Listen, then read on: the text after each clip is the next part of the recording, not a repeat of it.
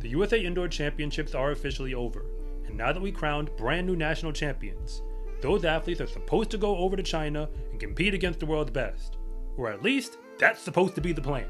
Because aside from the fact that many pro athletes didn't even show up to compete, the ones who actually did, many of them aren't even interested in going over to China to compete indoors. I get it. Each of them have their reasons. Masai Russell set a new world lead in the 100 hurdles, and you probably didn't get to watch it because it wasn't available on a live television stream when they ran that event on Saturday. Either way, she's a part of Grand Slam track, and because the World Indoor Meet conflicts with the schedule for Grand Slam track, or at least it's very close on the calendar, it doesn't make a whole lot of sense to focus on that event when she could focus on the one she's already contracted for. That does pay good money. That said, as a reigning Olympic gold medalist, I do have to give a shout out to her for even showing up to run indoors at all. And I also got to give it up for Grant Holloway, because he's the best hurdler in the world and has been that for a long time now. He is the reigning Olympic gold medalist to back it up, and he is going over to China to run the World Indoor Meet, because as far as I understand, he is just adding as many gold medals as possible to his collection, and there's already a whole bunch in there. And just like Masai Russell, there was no way to watch his world-leading race live when he faced off with the world leader Dylan Beard in the 60 hurdles. I mean, yes, you could have watched it live, but you would have had to do that on a very interesting website that I believe is called joymo.tv, and you would have to pay $9.99 to stream just that one day's events. I mean, let's be honest, people don't even want to pay for Flow Track or even for Peacock. So you really think they're going to pay for that? Just saying. This video is going to be a little bit different because I actually care about the sport of track and field and want to see it thrive.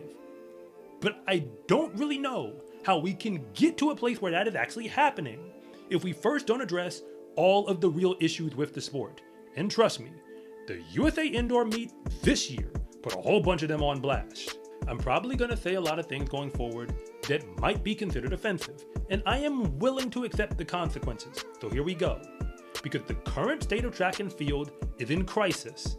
And if you do not believe me, trust me, I brought the receipts to prove it. Because the USA Indoor Championship was an entire display of all of the issues. To be clear, I have no intentions to bash Peacock, NBC, USATF, even Joymo, or anybody else who's involved in the production of this event. I think all of these different channels and different parties are doing the best that they can given the current framework or infrastructure that is track and field. But the fact that they are perhaps doing the best they can is a large part of the problem, because the system has so many holes in it that it's nearly impossible to come up with valid excuses for all of them. And remember, you cannot fix any problem if you first don't admit that you have one. So let's have a very real conversation, because I know this one's going to go down in the comments. A brutally honest one about the USA Indoor Championship meet that we just witnessed. Because when you get to a point where most of the athletes in the meet either A, are paying their own dime just to get there in the first place, because they don't have a sponsor at all, and the ones who actually do don't see any point and are even willing to go on record to some degree about the fact that they don't see much of a point in the meet itself, or specifically what it's supposed to get you, which is a bid to a world championship event. You don't just have a problem anymore. You have an embarrassment. So let's talk about it. Allow me to go over the facts the way that I understand them. A recap of the USA Indoor Meet through my eyes, because I was paying attention this entire weekend, even though I couldn't watch the entire weekend. That said, I'm going to leave some stuff out because not everybody wants to go on record, and if I don't feel I have the liberty to comment exactly on something that I heard through the grapevine, I'm not going to tell you because I don't think that's fair to them. But if you're new here, I want to say thank you for even making it this far into the video. And I'm Coach Rob, the founder of SCArecruiting.com, where I rank the best track and field recruits across the entire nation.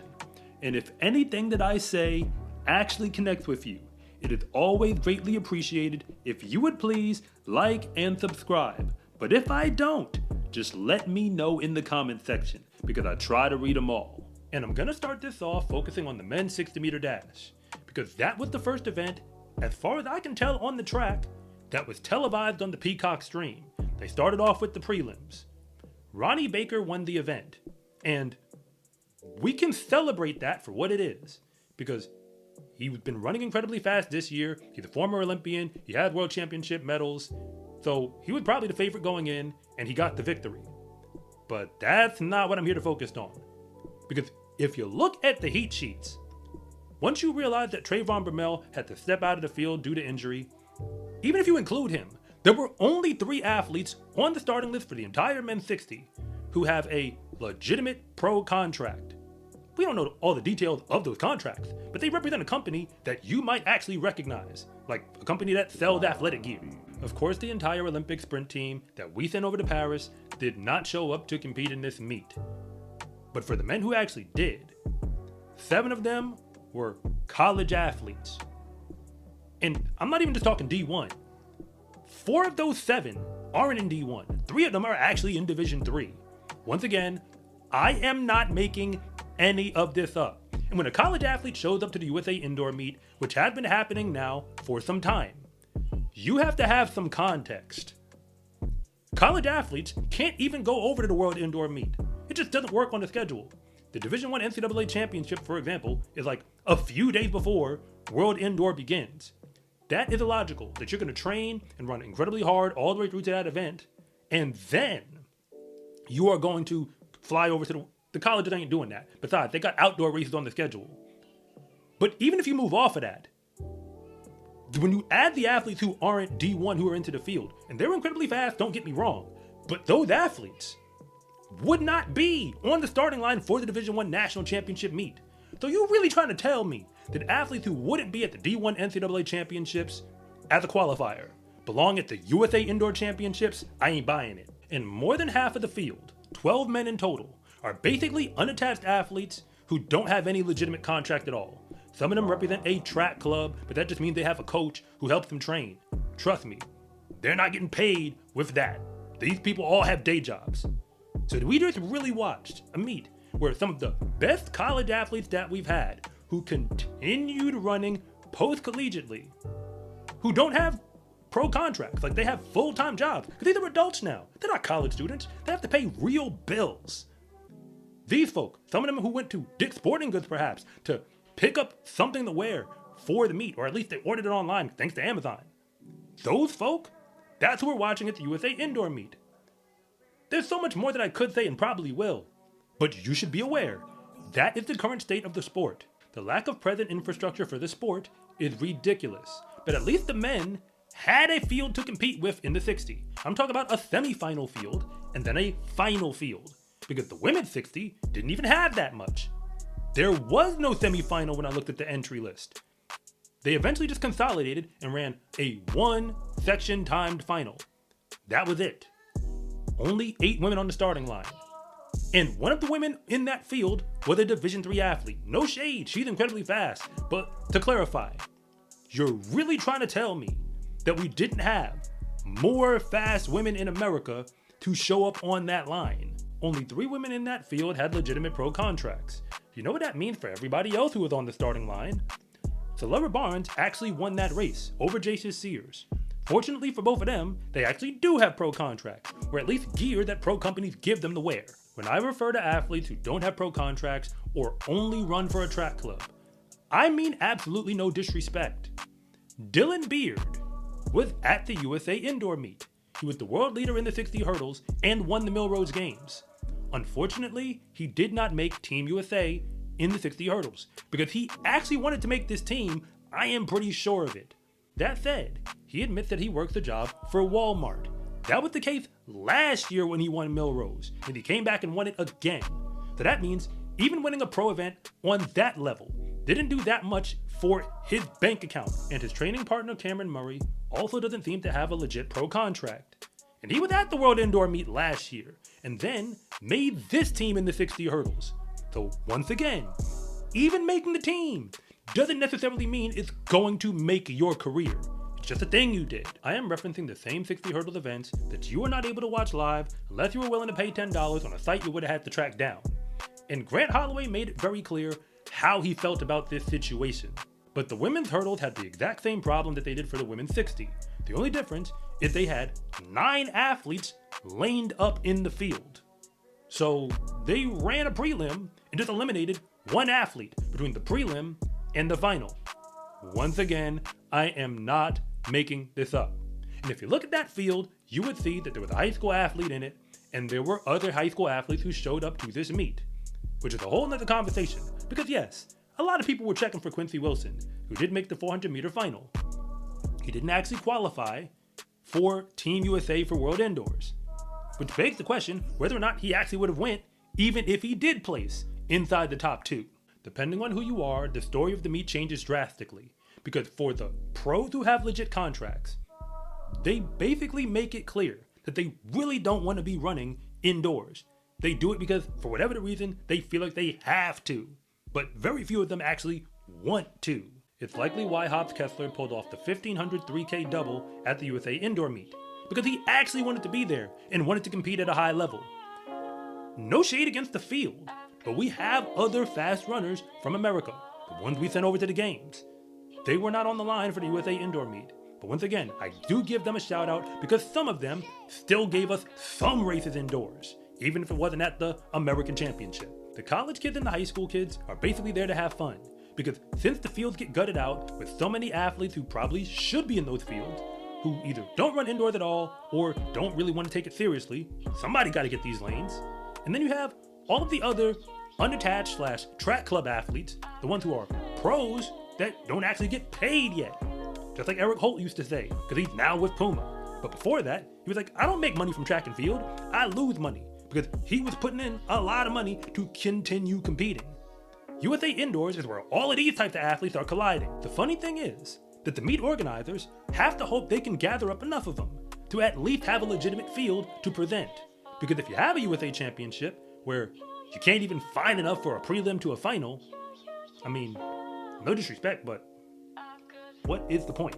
You could probably just do it like a smaller nation at that point, and go down the list of American athletes whom you know are talented. Just ask them, do you want to run World Indoors or not? And you keep on going down the list till you get the names that you're going to send. The theme of the meet appears to be pretty simple. The athletes were all trying to make the best out of an admittedly crappy situation. They all just might have had different perspectives about what that situation actually was. If you ask Kyle Garland, who is the second all-time on the world leaderboards in the heptathlon, he won the USA Indoor Heptathlon, and he was representing Nike, but also representing a track club, which, not going to say much, just let's be clear. He told us there was a lot of adversity between last year and this year, turning pro, all of that, which all amounts to this pro track and field thing is nowhere near as sustainable as anybody wants to believe. And then you move on to an athlete like Bailey Lear, who finished 4th overall in the 400, but came out of the prelims as the number 1 seed. She used to run for USC about 2 years ago, and now she works full-time as a assistant coach for the University of Georgia in the SEC. But she's also an operations coordinator, so yeah, that's a full-time job, like I said. She's training perhaps while she's down there, and been competing, and shows up to the USA Indoor meet. But that is far from ideal when you have that much talent and you're unattached and have to foot the bill to show up to compete at a championship like this. And then there's Wes Ferguson, who finished in the dreaded 3rd spot in the men's 800, which means he doesn't get to go over for Team USA, but he was dangerously close. He's competing unattached as well, but he just came out of NCAA Division II, competing for Nebraska Kearney.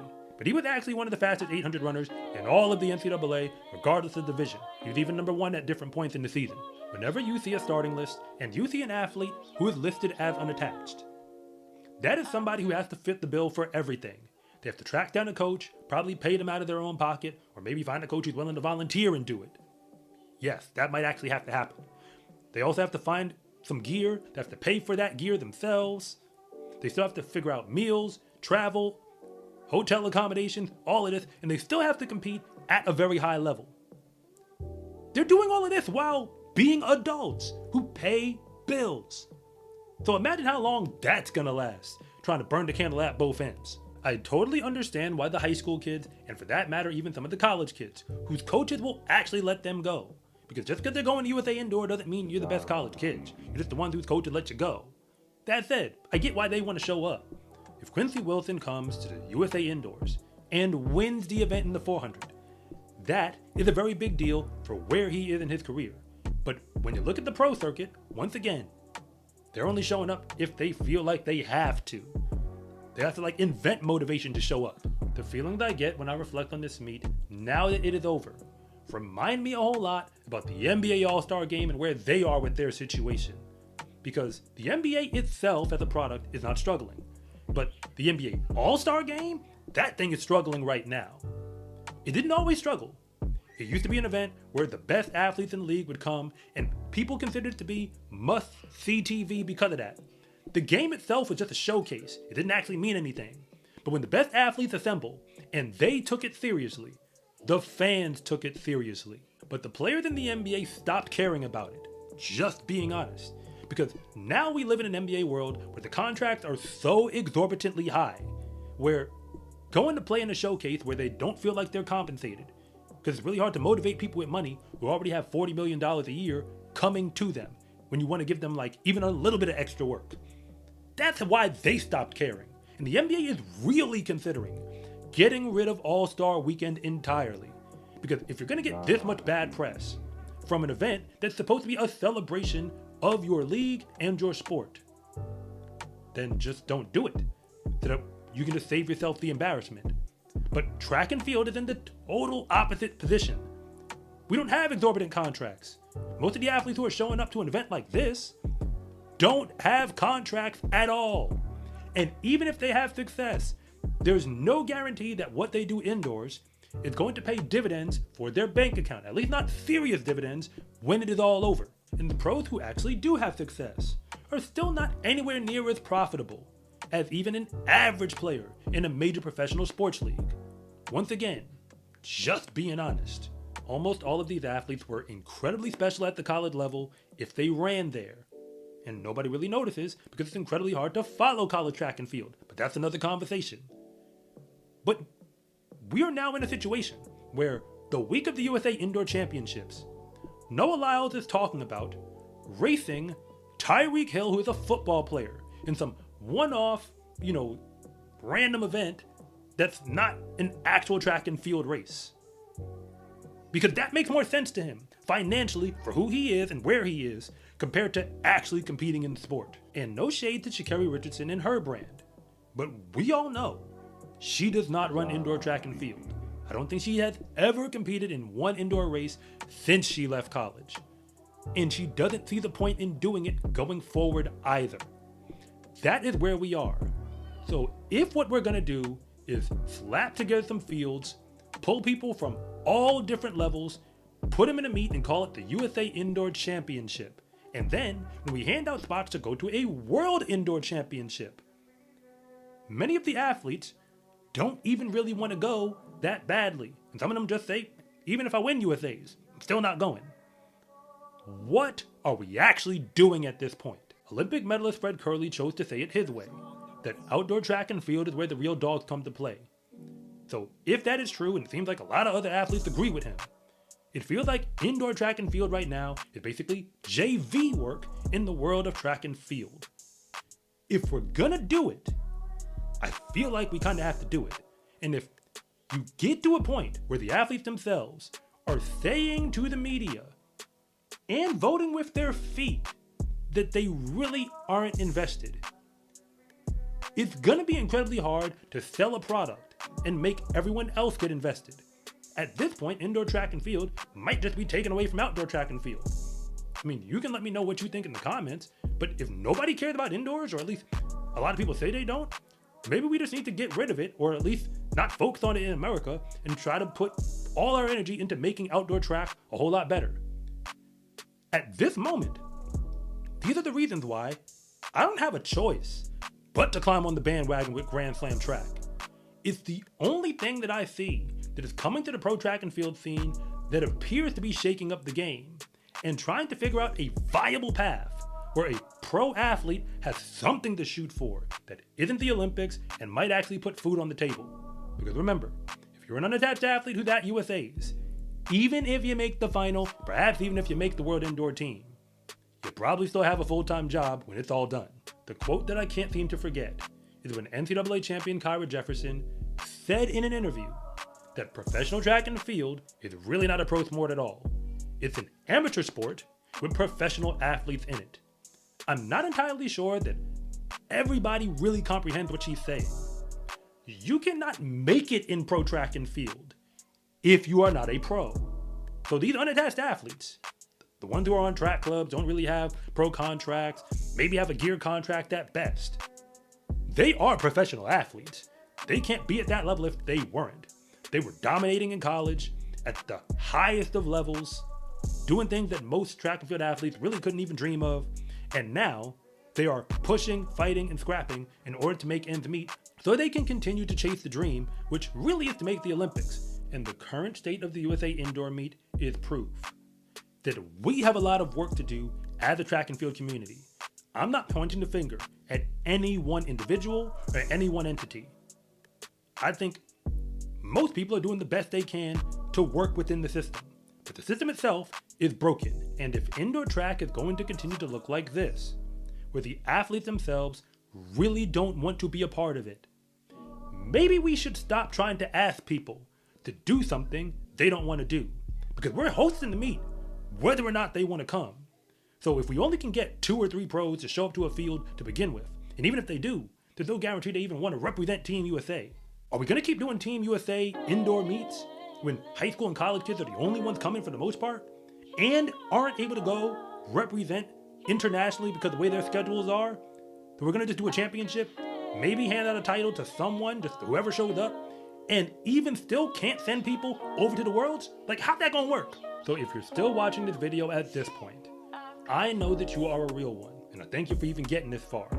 That said, my vote is that we figure out a way to fix this mess, because all the athletes who worked incredibly hard to get to a USA Indoor Championship, especially the ones who don't have a sponsor to their names, they deserve a whole lot more than this for all their trouble. In the sport of track and field, race day is honestly the easy part, because all of the real work gets put in when nobody is watching. When you wear every day is training day gear, you can let the whole world know that your success in competition is not an accident. Order yours at scarecruiting.com/shop or use the link in the description below, and it always comes with free shipping. It's a huge support to me and this channel, so I can continue to make you more content like this. And remember, it is always greatly appreciated if you would please like and subscribe.